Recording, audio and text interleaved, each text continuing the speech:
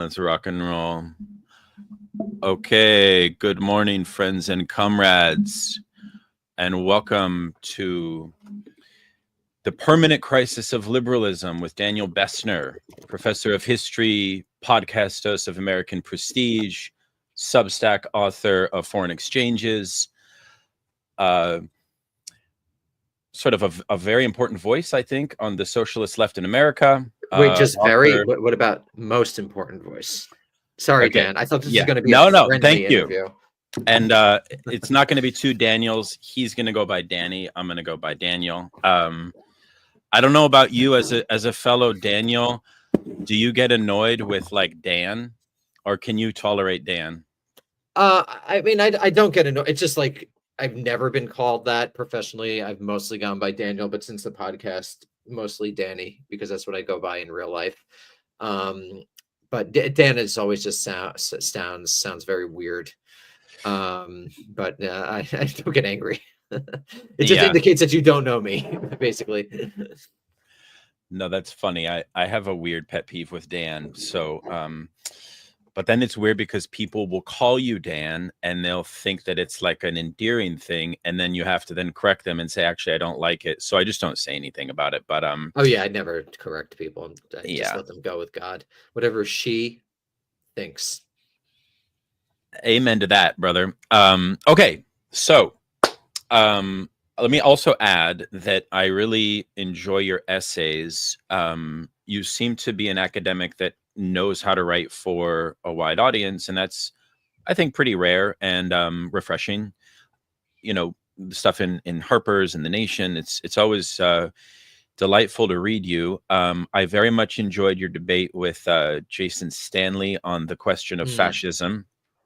And I think, I mean, that's one area that we will get to. At this moment, you already seem to be sort of an outspoken critic, very visibly so, regarding the American, like, liberal intelligentsia or liberal ruling class. And you identify yourself as a Marxist in your orientation. Is that fair to say, or do you add any kind of provisos to the Marxist label? Yeah, I mean, I think that Marxism is a foundational way to how I approach the world. I mean, it's calling yourself a Marxist in the 2020s United States is a little bit like calling oneself an Aryan Christian in like 11th century England. It like doesn't really exist anymore. So what are you really doing? I say a similar thing about, and that's ARIAN for people who want to look into what that was. It's all like calling yourself a communist doesn't mean anything because there's no communist party really, you know? So yeah, I mean, I think that I'm very much informed by the insights of Marx. I'm also informed by other theorists in the Marxian tradition. Of course, other non-Marxist thinkers and historians have also shaped how I view the world. Yeah, I think I like it throws people off a little bit to, you know, call yourself a Marxist. And so when people introduce me as that, I think I was on Glenn Lowry's podcast recently and Glenn referred to me as a Marxist. That's fine. Yeah. You know, that's fine with me. No, I mean, it is interesting because, I mean, I like my father, for example, cannot in his mind, because he's a Rush Limbaugh conservative, unfortunately, but in his mind, he sees me as a Marxist, but he's not able to make a separation between my Marxism and what the right tells him is the Marxism of Kamala Harris, for example, right? He literally, like, no matter how hard, I mean, you know, the Bernie moment kind of helped. He could sort of see that, but now that we're back to the kind of, you know, domination of the sort of centrist liberals, he still sees the world that way. That sucks. I mean, imagine going through the world like just being so wrong about what the way things actually are. That really sucks. That's what I feel bad for so many of these people. It's just like they fundamentally don't understand what's actually going on. And not just saying conservatives and many liberals and those on the left as well. It's maybe just a condition of life, but that just sucks to be so wrong. I know.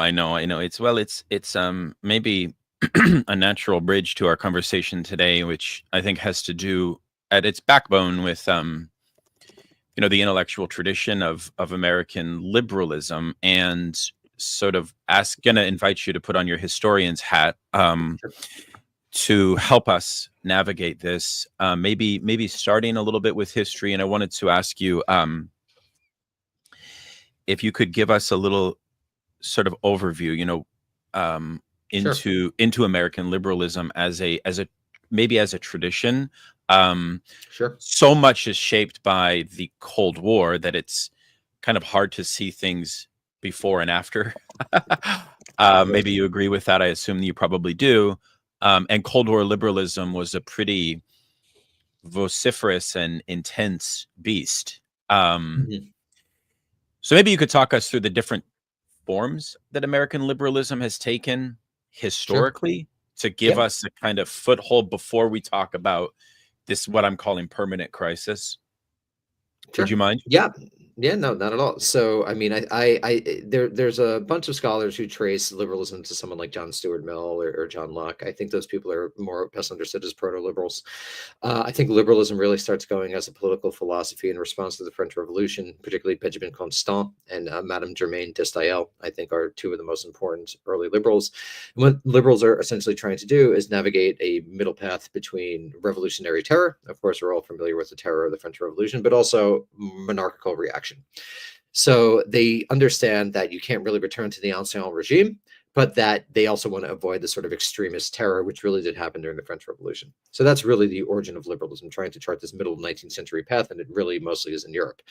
That philosophy develops over the course of the 19th century, most famously William Gladstone in England, and a bunch of the revolutionaries of the 1848 revolutions in Central and East Central Europe were of liberal persuasion, also socialist persuasion. Obviously, there's a lot of exiles from there who go to England, Marx being one of them, that talk about this relationship between liberalism and socialism. Um, the United States was always a little bit apart from Europe. This is why the left-right political spectrum might have made sense for periods in the Cold War, but it doesn't really make sense today. You actually hear people saying that a lot now.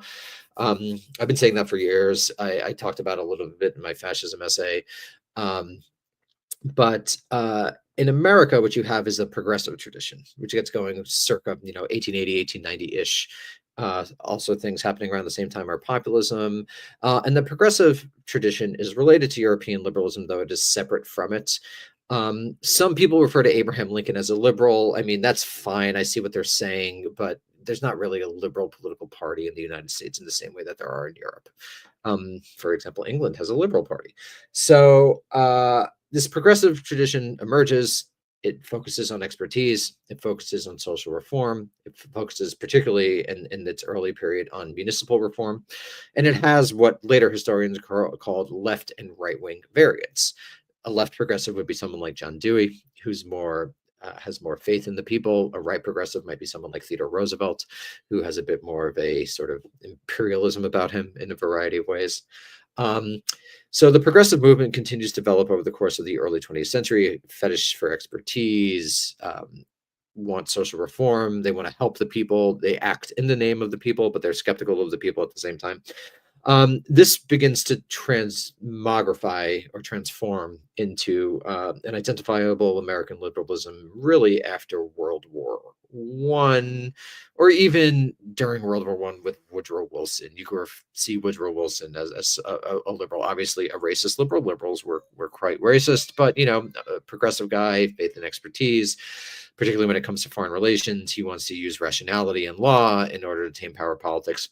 But it's really in the 1920s that progressivism begins to transform into something that's identifiable as modern liberalism. And it's really the New Deal that makes liberalism a thing, and the Democratic Party really the home of liberalism, even though Republicans there would be liberal Republicans really until the late 1960s when Nelson Rockefeller lost his final bid for the Republican nomination. I would refer to example Dwight D. Eisenhower is a liberal Republican, but it's really the Democratic Party that is liberalism's primary home, and it becomes associated with the New Deal. I imagine people know what the New Deal is. And so New Deal programs, again, rational management, creating novel institutions of the American state that didn't really exist, the famous alphabet soup agencies of the New Deal, the CCC, the WPA, the SEC, et cetera, regulation. FCC is another one. And so this begins to become an identifiable American liberalism in the 1930s. And it's interestingly associated with the left, that there are leftists who are part of this New Deal thing. It's not really, it's social democratic, but it's not really socialist and certainly not communist. World War II continues to make liberalism a powerful political philosophy. Liberalism is eventually identified with the defeat of the Nazis in World War II. And then you get the early Cold War period, the late 1940s. And what I'm arguing in this new introduction that I'm writing for an edited volume on Cold War liberalism that's going to come out with Cambridge is that you could actually think of the late 1940s as a second New Deal. The alphabet soup agencies are now, instead of organized about domestic politics, are organized around international politics. The NSC, National Security Council, the CIA, the DOD, the NSA, which is created by a presidential directive in 1952, and whose there were rumors about it, but whose existence isn't revealed until 1975. So you have liberalism become melded with a national security state that is organized to fight the Cold War. And I think what happens here is that liberals wind up institutionalizing their skepticism of the ordinary of the demos of ordinary Americans. That has always been a feature of liberalism from its beginnings with Constant and then Steyl. But what's important is that it becomes institutionalized in the late 1940s. For example, the National Security Council, these are not elected people. They're able to make foreign policy without really any congressional or public interference. Beyond this, the United States state takes on a unique form. It is not wholly contained within the literal apparatus of state, but there are parastatal matrices. People have probably heard of the military-industrial complex. That's one of them. I would also point to a military-intellectual complex, think tanks, academic research centers. These groups, these matrices, have a direct effect on policy, particularly foreign policy in the early days, but more and more other spheres of life over the course of the second half of the 20th century. And therefore are disconnected from the people. And so you have this Cold War liberalism begin to emerge. Cold War liberals essentially view politics as a Manichaean struggle between existential enemies. And most important, they argue that the existential nature of politics, many of them were in fact German, not all of them, but many of them were, and they were kind of using the language of Carl Schmitt, even though Schmittianism, this is an important point in Weimar Germany, was not confined to Carl Schmitt. You have a lot of people across the political spectrum making similar points. Otto Kirchheimer, the Frankfurt School, for example, is one of them. Karl Mannheim, for example, is another one. But anyway, this sort of existentialist approach to politics, Cold War liberals adopt. And so you get a few unique things in the early Cold War. You get a jobs program, for example, but instead of the jobs programs of the New Deal, it's a jobs program linked specifically to military Keynesianism. It's a jobs program linked specifically to American empire and the emergence of the American state. You get the further incorporation of Black Americans into the white political community, but this came basically at the cost of Black liberals being forced to cast off the left. And you get other things like that. You get genuine reforms to race, but they're always somewhat tempered, or at least they're made in reference to the Cold War. And this is the famous Cold War civil rights literature, most associated with Mary Dudjak, but there are actually a lot of people who have written about this. So you have this moment where liberals are actually making some form of progress in jobs programs, improving U.S. race relations, but it's always linked to the military and to the Cold War. The Cold War liberal consensus, as probably everyone knows. Before I do that, and so the great Cold War liberal achievement is, of course, the Civil Rights Acts of the mid-1960s, the Voting Rights Act in 1965 being really the last one. Vietnam really tears the Cold War liberal consensus apart. The New Left comes up. It begins to criticize the Cold War liberals. Not only that, a number of Cold War liberals, famously Secretary of Defense Robert McNamara, international relations theorist Hans Morgenthau, themselves turn against the Vietnam War, and so the Cold War liberal census begins to come apart. Nixon, of course, is elected in 1968. But liberal politics does not basically, it's not replaced by the New Left. By the mid-1970s, you have this neoliberal thing on one hand and neoconservative thing on the other hand. And neoconservatives, people like Paul Wolfowitz, Richard Pearl, working for famous Cold War liberals like Scoop Jackson. You have Cold War liberalism, the foreign policy element, essentially leave the Democratic Party, align with the Republican Party, beginning, really with Reagan, but there are moves in the early in the 1970s. Reagan, of course, elected in 81, rises to office, and so you begin. Cold War liberalism really goes apart, but it's still resonant today, particularly in the work of people like Anne Applebaum or Timothy Snyder, people who adopt this Cold War liberal perspective. There's more to say, but that's a nice little potted history of Cold War liberalism. Yeah, that's really good. I mean, it does bear mention the absence of socialism in your narrative that you've just outlined. And I Oh, want to. that's a good point. Okay, so sorry. This No, is what that's I also okay. should I, have I done. was just wondering, Just like, very quickly, I think please. it's important. In the late 1940s, Cold War liberals basically make the decision to kick the left out of the left liberal coalition that had developed in the 1930s. Most famously, the CIO is forced / decides to kick out, I think it's the 11 kind of communist unions that were also, I would say, the unions that were most organized toward international relations. Sorry, interracial organizing, not international relations, interracial organizing. Mm. And then you also have, Truman enacting a loyalty oath, I believe, by executive order, if I recall correctly. You have Truman's attorney general releasing a list of subversive organizations. They're all left-wing organizations. And so the left, over the course of the late 1940s and early 1950s, due to Cold War liberals, but also due to McCarthy, are essentially kicked out of the American political community. And that's where the left has basically existed since then. It is marginal, it is peripheral, and that is because the conscious effort has been made to kick them out in the late 1940s. You have spurts of it, particularly in the New Left, Black Power movements. You have identity movements over the course of the 60s and 1970s. But interestingly, the less radical elements of the identity movements are relatively easily incorporated into the Democratic Party over the course of the 70s, 80s, and 90s. But the economic elements, the foreign policy elements are not. And so you have the left basically existing on the fringe when it comes to foreign policy and economic policy, though the identity politics that were promoted by leftists in a very significant way are amalgamated, probably because they don't touch the empire and they don't really touch the economy. They do in certain ways, but not like in a fundamental transformation sense. So sorry, that's where the left is in this story. Yeah, I mean, that's interesting. I respect the perspective you're taking, which is very kind of like state-centered and policy-centered. Although I would ask you to reflect on some arguments that historians have made regarding the history of socialism and its kind of peripheral status, tied into sort of the bourgeois nature of the American Revolution on the one hand, but also tied into like the unique way that the American ruling class developed certain ideologies even before the Cold War to pacify a working class. Yeah, to me, that's mostly free land. The United States is unique is that you're always able to sort of open the valve of, release the steam of class conflict by just pushing people west.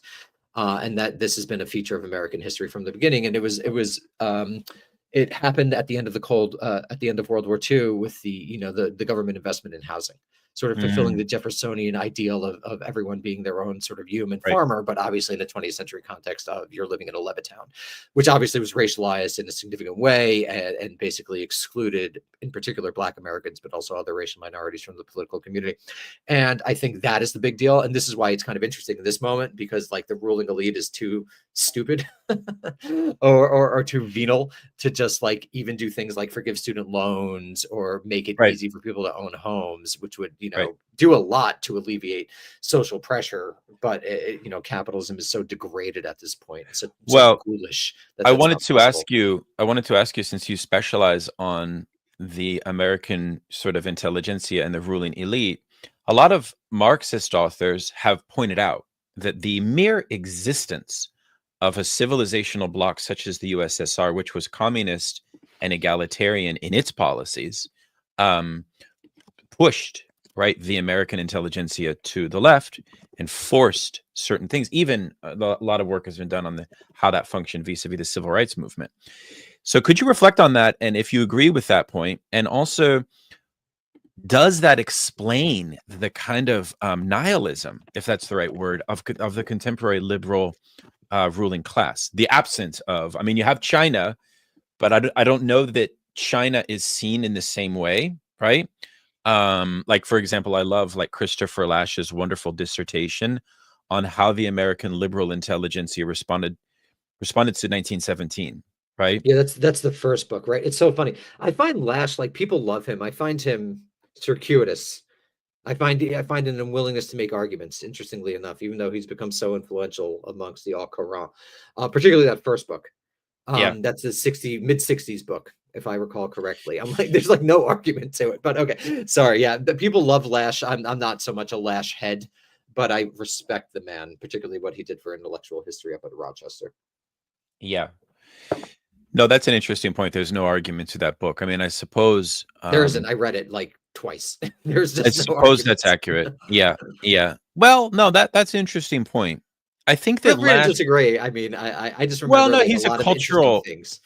It's an early text of his, and he's getting his bearings, his footing, and as an intellectual. And I think that he becomes a cultural theorist. So He who's does. able to function as this like syncretizer or synthesizer of and provide cultural critique. Although culture of narcissism, I think, is definitely a strong argument, purely from a kind of argumentative standpoint. But that's a side. Yeah, it's more cultural theory, I would say, than Yeah. historical work, but that, which is great. Yeah, yeah.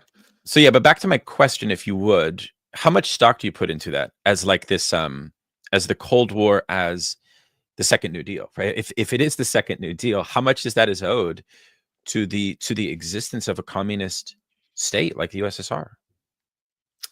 Um, I think that in the wake of Nazism, a bunch of liberals were understandably paranoid about the threat of European dictatorship, just to get in their mindsets. And so they felt that they needed to do what Americans hadn't done before, which is really go global in a genuine way. Americans, of course, had gone extra hemispheric, particularly in the Philippines, Guam, and Samoa.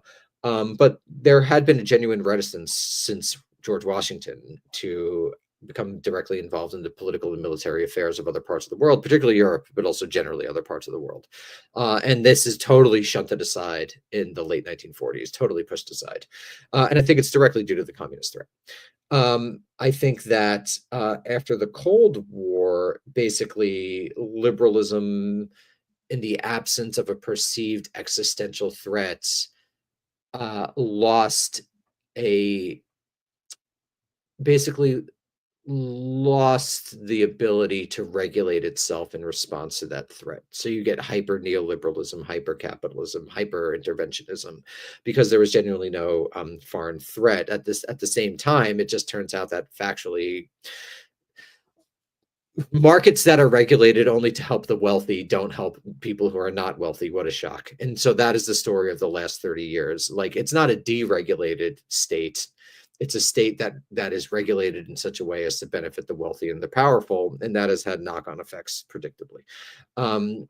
And I think that was less likely to happen during the Cold War because there is an existence of a genuine alternative political system.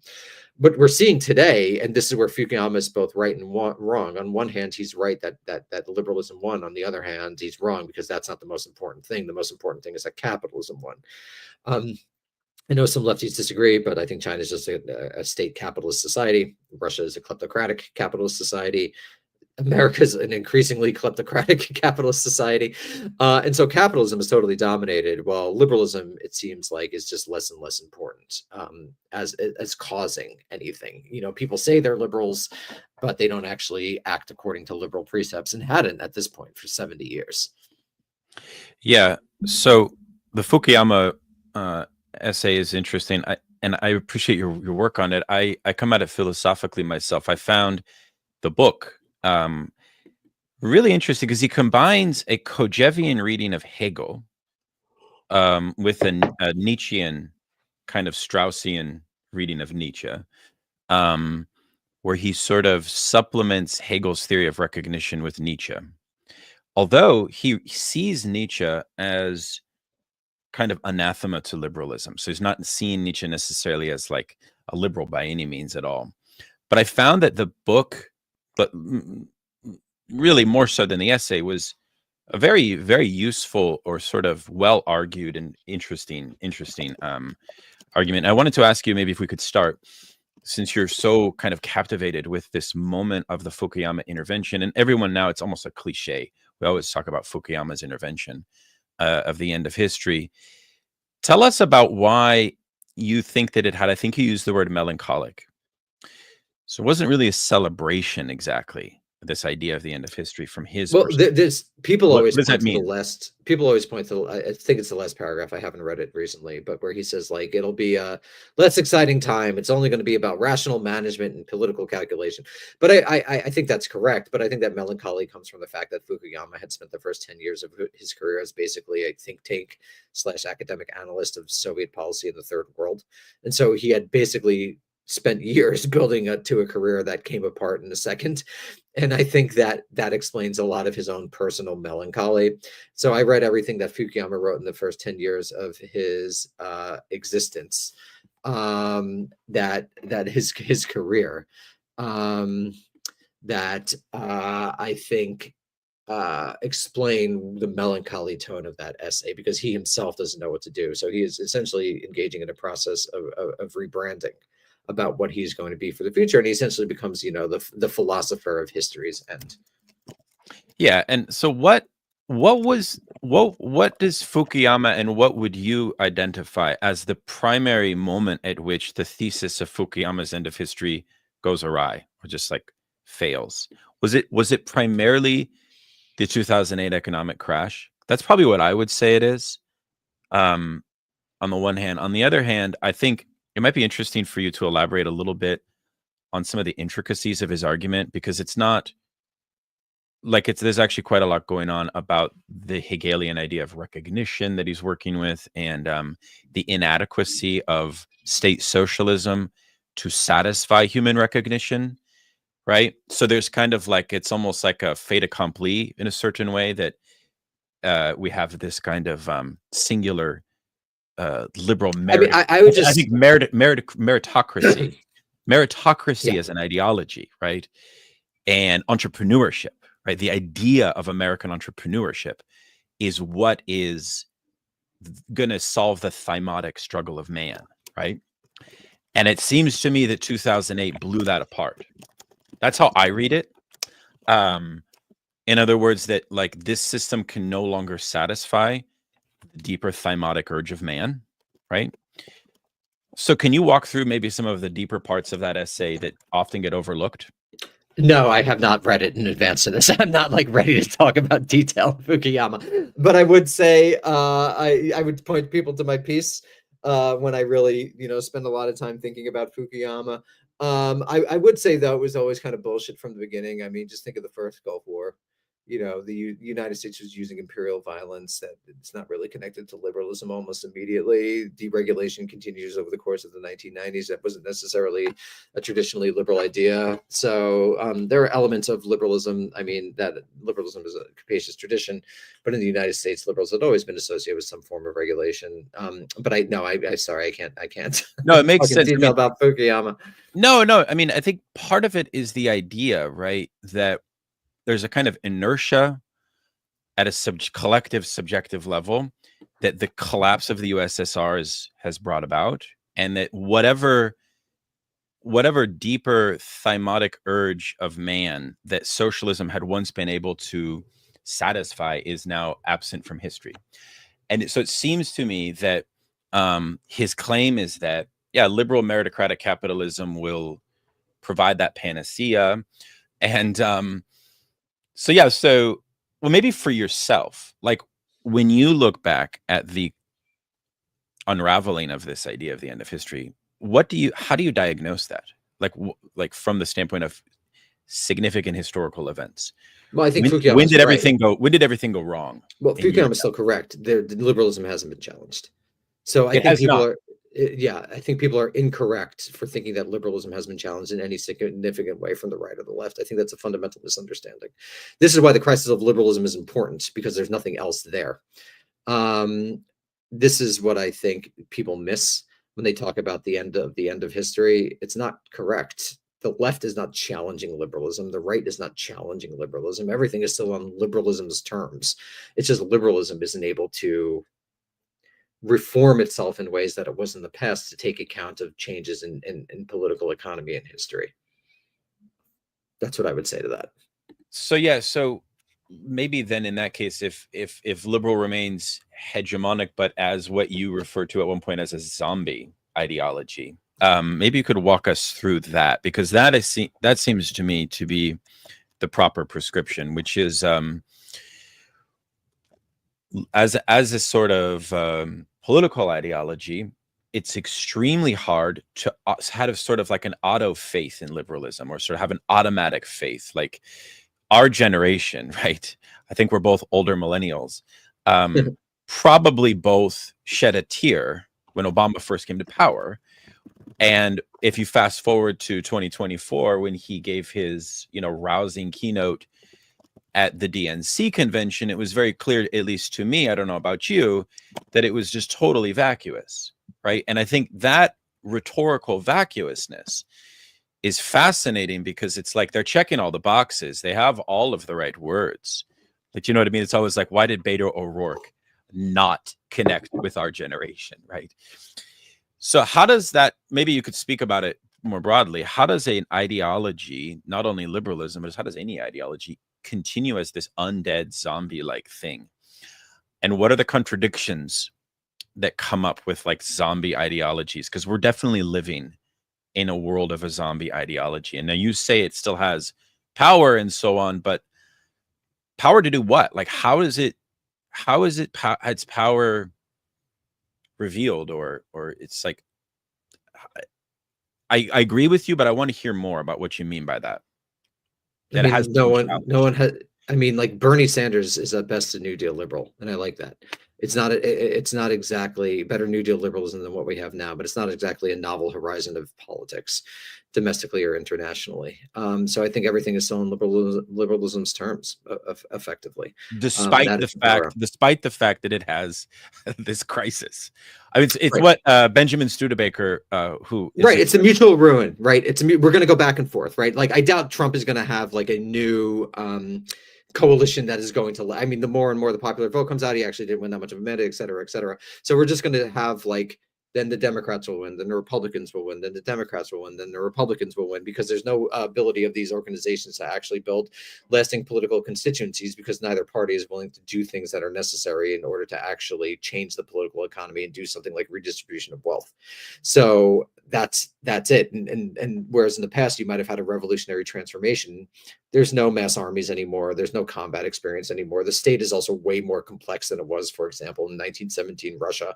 It's very different. It doesn't have a single power center that is able to just be taken over. This is why, ironically, I never was that worried about Trump, because the American state is like basically very difficult to move, and Trump would have to do something radical like Franklin Roosevelt did and issue 3,000 executive orders, and really take on power elites in a way that no one, that certainly Trump isn't, or I would say any modern American politician is able to.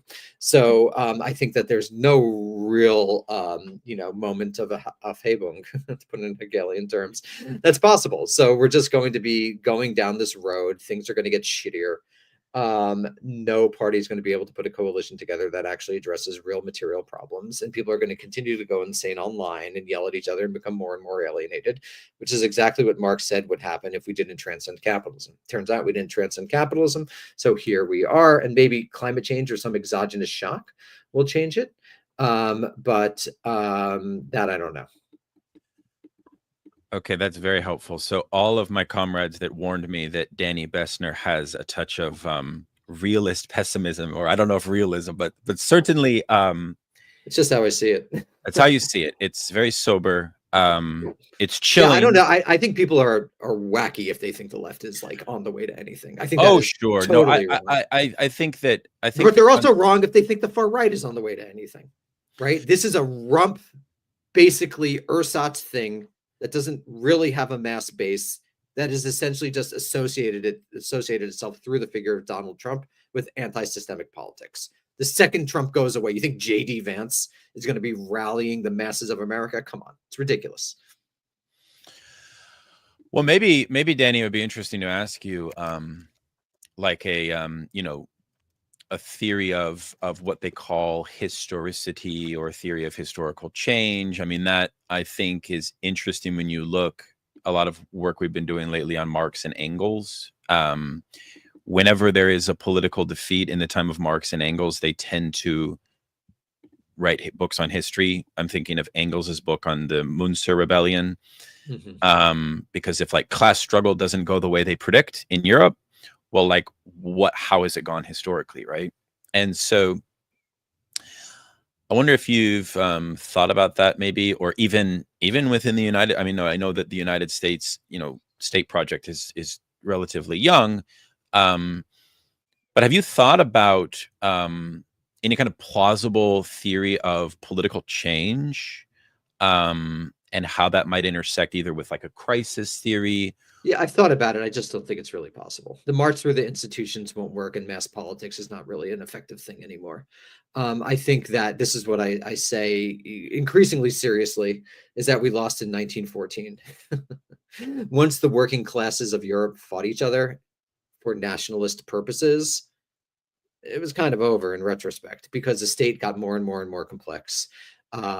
Over time, mass armies got less and less viable politically. The ending of the draft, of course, in the United States in the early 1970s is an example of that.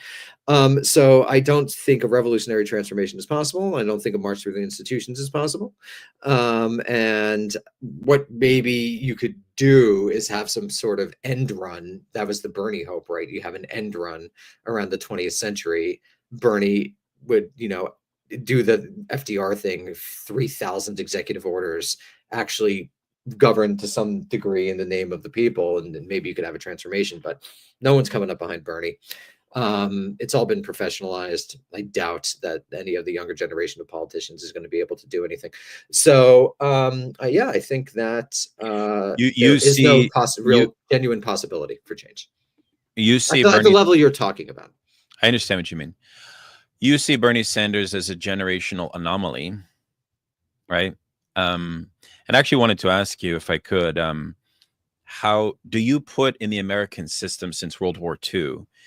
I find the category of like generations a bit frustrating, maybe even at times condescending, because it's kind of a marketing slogan and category, while at the same time it's often invoked by political commentators to account for like plausible accounts of like social conflict, right? You've read Mannheim on generations. I mean, it's an idea that precedes all of that, I think, politically. Well, yeah, that's true, but I think that it becomes a replacement for class analysis. That's my problem with it. Probably true in the United States. I'm not familiar with like the entire theory of generations, but like, I mean, there's certainly useful ways to think through generations, in my opinion. Like the Mannheim essay is still pretty good. The Mannheim, yeah, I do have some familiarity with that. Yeah, that's fair.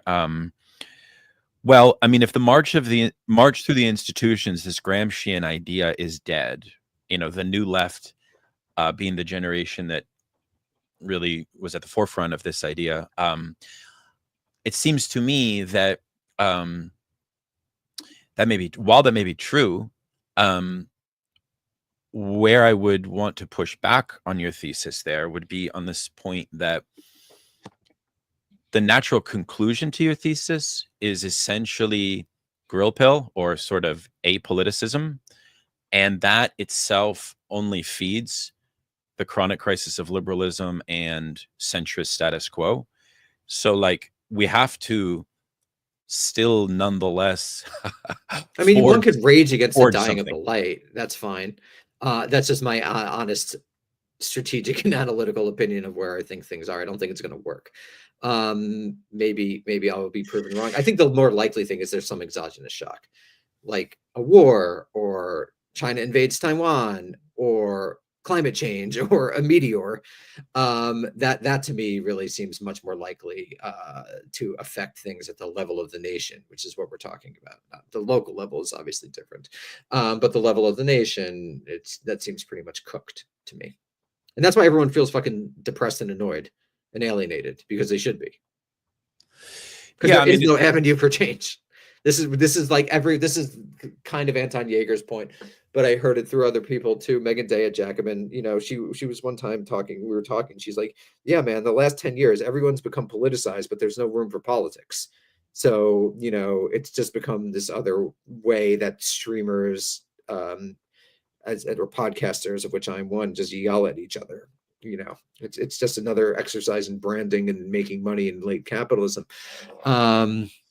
Yeah, so I think that's where we are. And I just think, like, if you do want to make change, that this is the starting point of any strategic analysis. Right. And what are your thoughts? I mean, it sounds like you have some, I think Gramsci is misunderstood for a lot of reasons. One of the ways that he's misunderstood is through the new left kind of overly culturalizing his insights, when in reality they were applied in the context of the building of socialist and communist parties in Europe, when politics was not hyper politics.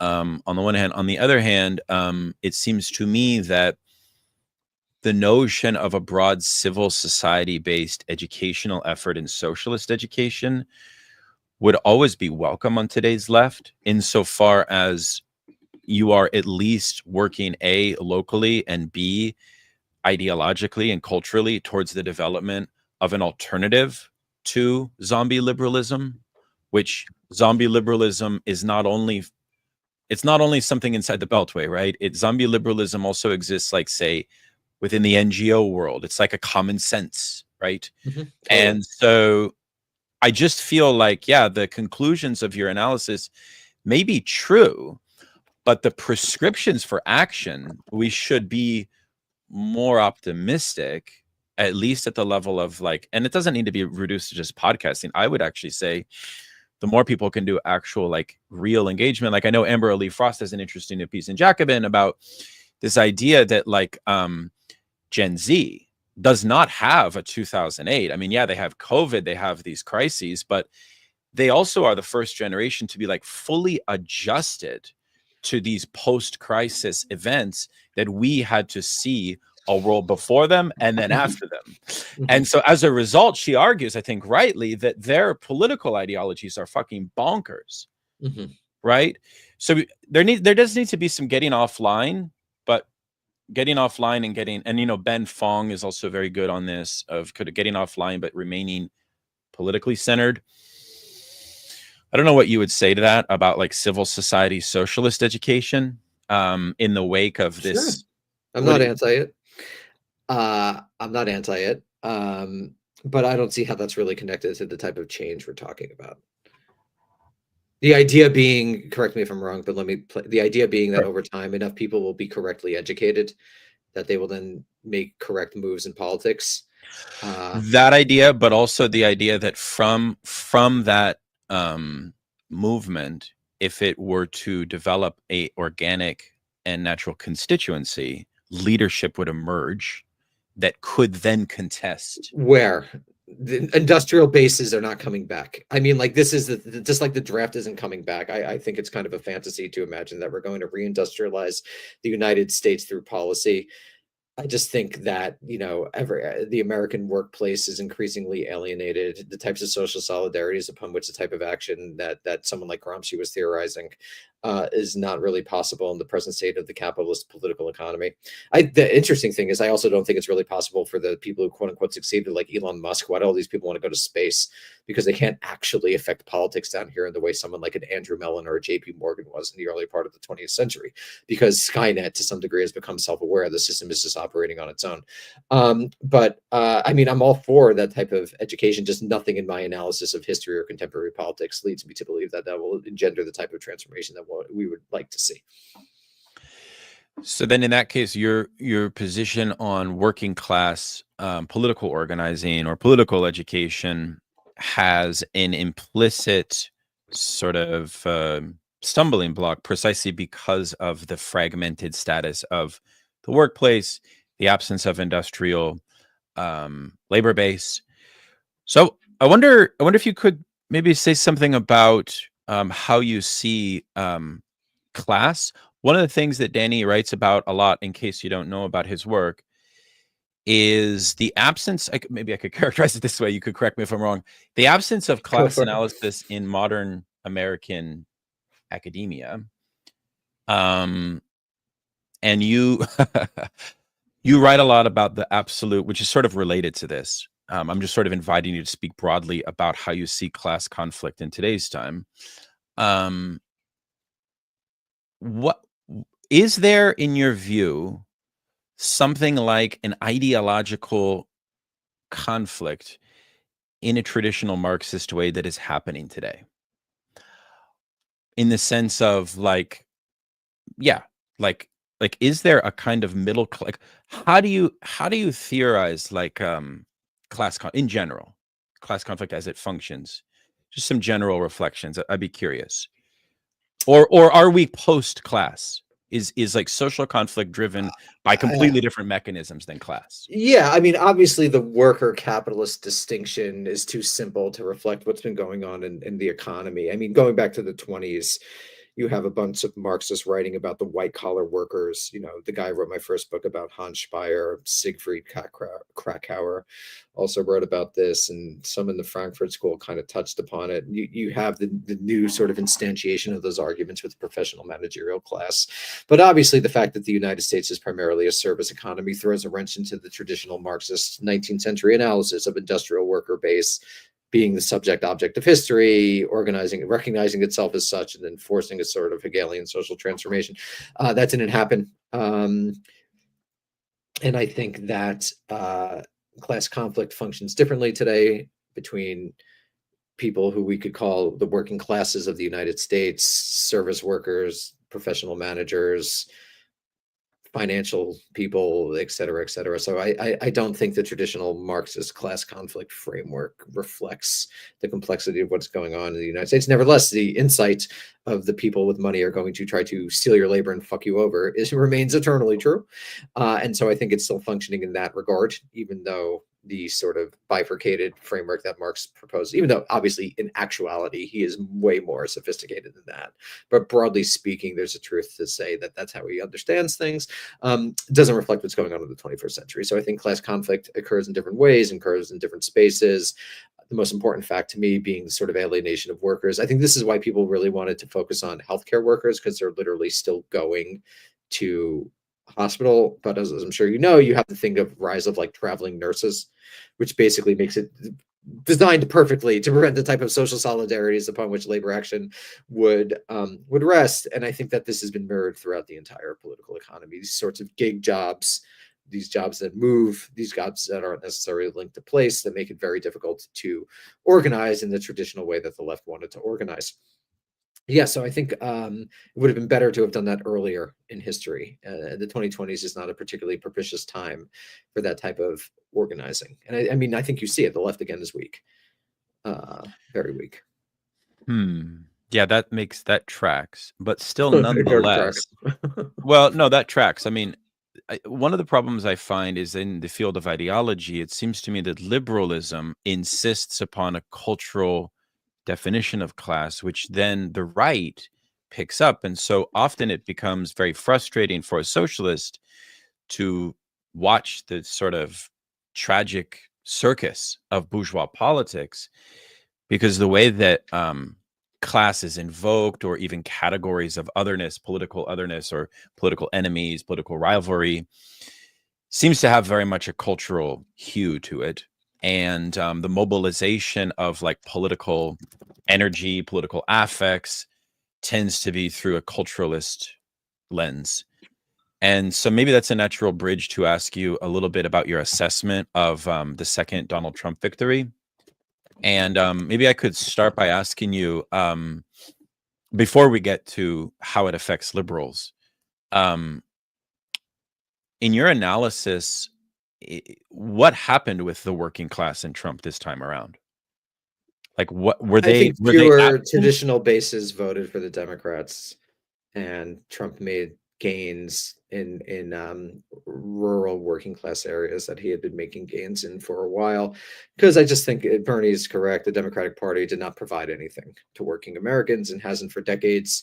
This is no longer the party of working class Americans. And so they have nowhere to go. So they either don't vote or they voted for Trump. Seems to be mostly what has happened. It's predictable, you know. It's not. There's not like it's not. This isn't like a genius analysis here.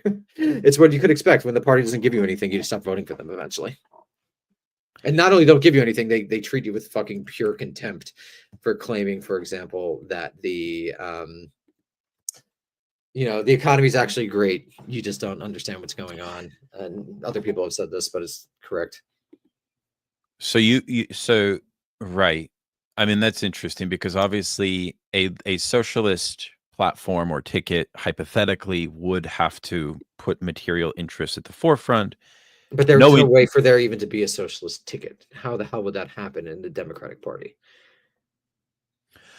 well, I mean, one could say, Danny, that Donald Trump provides an example of a thorough abolition or maybe sublation to get fancy, of the Republican Party, which someone like a Sanders could have done. Obviously, it didn't happen, but someone could. Bernie Sanders was a unique figure, very strange that someone with those politics existed. I think he might have been a singular figure. Right. And also he got kneecapped by the Dems in the end anyway. And that was the closest we came, and it wasn't that close. Yeah. Yeah. Well, I love. He never ran for president against a Republican. Right. Right. We in that sense, we have no idea. So then tell me then, Danny, about Trump and how he, maybe some predictions would be interesting, or sort of your take on what Donald Trump has done so far this second time around, and maybe what he will do in terms of like puncturing an already zombie liberalism. I don't think he'll do much. I think that to actually run the ship of the American state requires significant concentration, which Trump has just never really demonstrated himself to have. He'll do random things like he did last time. He'll do erratic things. The issue that he really does care about seems to be tariffs. He'll try to push through some tariffs. He'll try to increase the trade war with China. And then a lot of the other things will be random. I don't think liberalism has shown itself able to reform itself. So I don't know what's going to happen vis-a-vis the Democratic Party. But it just doesn't seem good. I think you're going to have the sort of going back and forth elections, as neither party is able to really put together a political coalition. That's what I predict what will happen. And I don't think the Democratic Party is going to reform itself. It's not done nothing to suggest that it's able to. Maybe it will over time. Maybe things will change. But this is just how, as I'm looking now in the near future. So this is sort of related to your wider position, which you have, whether you agree with Danny or not on it. I think you should respect the consistency by which you bring to this debate of the fascism debate. And maybe you could walk us through your position just briefly, if you don't mind. No, it sounds like it sounds like your position, as I could say, and you can correct me maybe, is that the inertia of liberal mechanisms and bureaucratic mechanisms are so deep and solid that even if Trump had proclivities to some grand ideological vision, which you claim he doesn't, even if he did, it would be like there's these sort of barriers. That's one way at it. The other way at it, of course, I think is what you said a moment ago regarding the absence of the class formation and structure in society that was the precondition of early 20th century fascism. Yeah, there's just no connection between fascism and the modern American situation. Fascism was ultimately a product of World War I. It was ultimately the product of having people with significant military experience come together in mass gangs. It was also the product of a rising left that actually genuinely threatened capitalism, thereby making capitalists align with the far-right party that they, in some other situation, and did in Germany, find kind of strange. And there's something in the United States that mirrors that in any way, shape, or form. Fascism was actually defeated for the most part. I mean, you have these instantiations of it throughout the world, but as a major political ideology and force in World War II. And again, I think the major reason that people associated with it is that they want to feel like they're living in politically meaningful times. But everything that I said, and as everything that I said suggests, the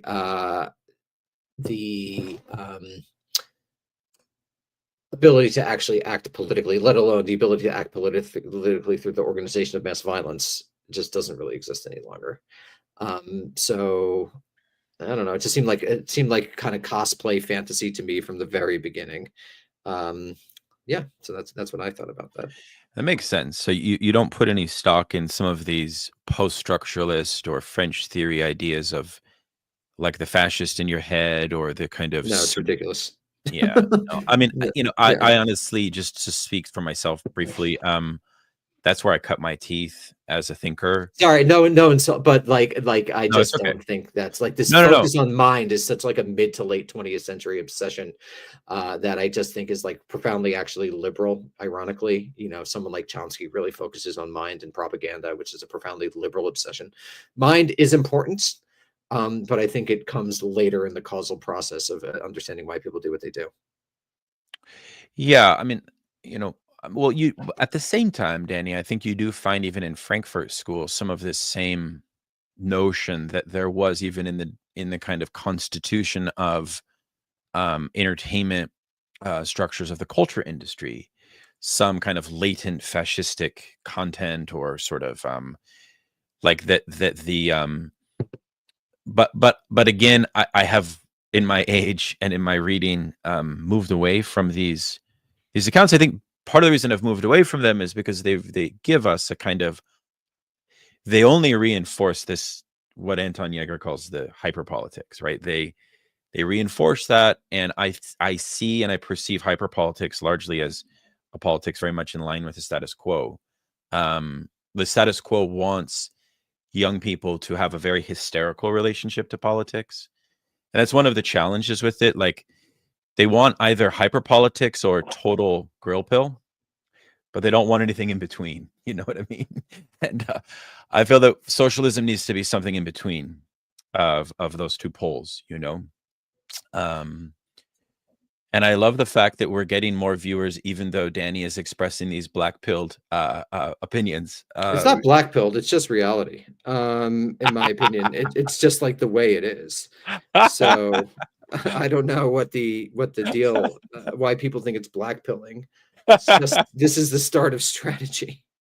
Absolutely. No, I really appreciate it, actually. I really do. So I thought that you did a very interesting job in the Jason Stanley conversation. Yeah, I think you won. I think you clearly won that debate. And I wonder, there was a decision on behalf of Kamala's advisors, obviously, for her to use this term fascism towards the end of the campaign. Can you assess that choice? And it seems it was a bad choice, and the staffers were clearly listening to people online that they shouldn't have been listening to. Which I guess is in line with the refusal to do the Rogan interview, right? Yeah, I just think she's not good at being off the cuff, and she would have looked bad. I think that's mostly why she did it. I think she's not someone who's able to speak for 3 hours like Trump is and be entertaining. I think she would have come off as awkward and weird. That to me is the main reason she didn't do that. So, I just interviewed Gerald Horn on my program, and he has this idea of counter-revolution, and I've been thinking a lot about it because I asked him if he thinks that this idea of counter-revolution is like a theory of American fascism, like that's kind of implanted in our, as a kind of, Andrew Jackson would be like an example of the emergence of, and then Trump, right? The emergence of this kind of like interior stain to the American project, which he associates with white supremacy. I'm not necessarily asking you to respond to Horn's view, but I wanted to ask you if you think that there is a historical dialectic maybe of reaction, if not fascism, but let's not use that word. That's a very European thing, but maybe like reaction. Like, have you thought about a historical logic of like American reaction? And I have to think, what are you defining as reaction? Like, what are the things you're pointing to throughout history? Like, I guess you would say like neoliberalism or something, before I'd be able to really answer that. So as I understand Dr. Horn's view, this idea is sort of tied into the tendency for a reactionary movement away from the ideals of the sort of liberal tradition of enlightenment, of republicanism and all of that. A kind of anti-egalitarianism, I think, is a part of it as well. And of course, for him, it's intimately connected to this kind of incapacity of true justice for Black Americans, right? So he couches it there, tied into the fact that American capitalism, in his view, is structured by the slave experience in deep, deep ways. Although I will say this about Dr. Horn, as I read his work, he's interesting to me because unlike a lot of the 1619 liberals, he is a self-proclaimed Marxist, right? And he seems to have some criticism of a lot of their formulas of social change and so on. So and also he frames the Black question through a class lens. I found that interesting. I'd have to read the work more to really Of comment course, on it. I'm not It asking seems you to pretty respond for him, complex. but Yeah. I'm just wondering, do you have a theory for the historical emergence of Trump? Maybe that's a question I would want to ask you. Like, how do you account for It's Trump? not brain science. Obama didn't do anything. He fucking reaffirmed an awful system that was fucking people over. It's not more complex than that. And Trump is charismatic and interesting, and people knew him from TV, and he's funny. I think that's really it. I don't think like one needs to go into the depths of 1619 to understand Trump. I mean, that to me is more of a dodge, even though I think a lot of that there was useful work done in that project. As my understanding, I'm not a specialist on the sort of early American experience, but yeah, Obama didn't do anything. He bailed out Wall Street. That was it. He didn't help people who were being foreclosed upon their homes. He lied about actually changing things. He was a drone president who had a kill list. I don't think this is like that difficult to under. And then they they nominated Hillary Clinton, one of the most unlikable people in modern American history. I don't think this is like that difficult to understand, frankly. And I think all those, not saying about Gerald Horne's work, I'm not referring to him, but I think a lot of people made a lot of money trying to help people understand something that's relatively easy to understand. Very interesting. Yeah, that so you don't need to go to Nazi Germany to explain Trump. That's fucking nuts. That is not accurate. You do not need to do that.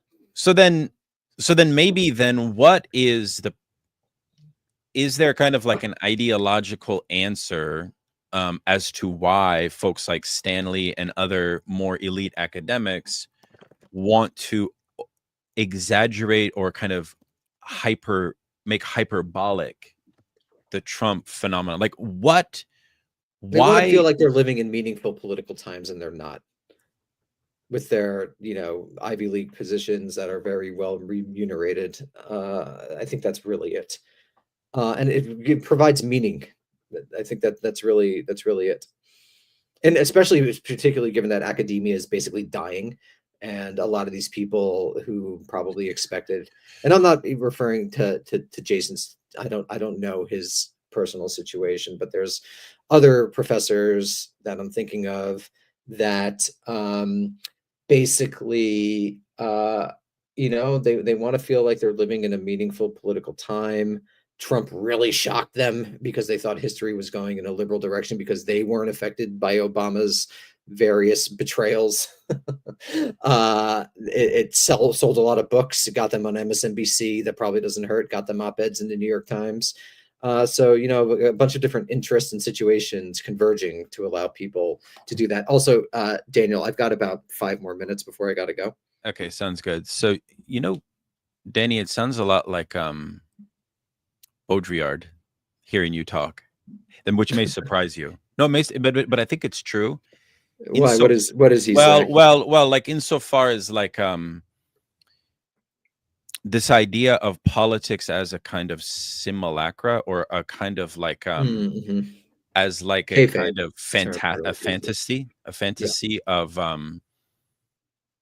well, I mean, it's very psychoanalytic what you're saying also, right? No, I know you don't like No, I don't. No, it's fine. It's fine. No, it is though. It's ahistorical. It's ahistorical. Well, it doesn't have to be. That's a whole other debate we can have, actually. It doesn't have to be. It just often is.